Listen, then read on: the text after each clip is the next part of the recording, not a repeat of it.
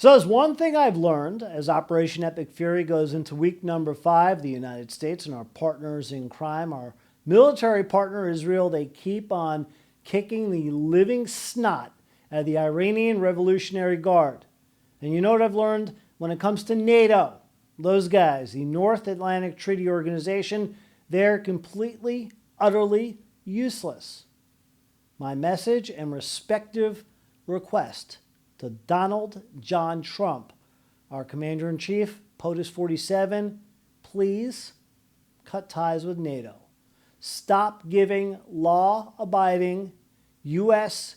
tax dollars to that alliance, because when the rubber met the road, NATO headed for the hills. I'm full of them tonight, but that's basically what happened. They turned their back on the U.S., including some key allies. I'm talking about our BFF in England, nowhere to be found.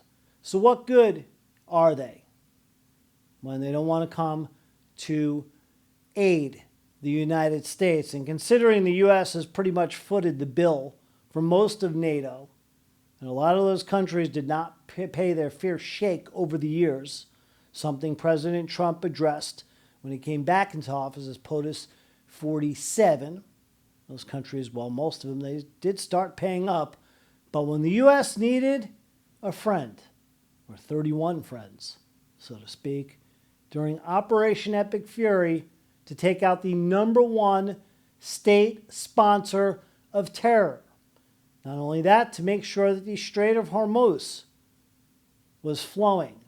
So these countries, most of them, who depend on that strait could get their oil. The U.S. only depends on about 20% of their oil to come through that strait. Not as important as many of those other 31 countries, but they didn't want to do their part. And President Trump, well, he certainly has addressed the idea of exiting NATO. I think a tremendous mistake was when NATO just wasn't there. They just weren't there. It's going to make a lot of money for the United States because we spend hundreds of billions of dollars a year on NATO, hundreds protecting them. And we would have always been there for them. But now, based on their actions, I guess we don't have to be, do we? And last night in his primetime address, President Trump did say that Operation Epic Fury will certainly come to a close much, much sooner than later. And the next 2 to 3 weeks, bombings in Iran will be amped up. So the U.S. and Israel continue to go at it. And in this case, when it comes to Operation Epic Fury, you know what the United States needed? 1 friend instead of 31. So again, it's time to ditch NATO. Who the hell needs them? The U.S. In it to win it, on their own if need be.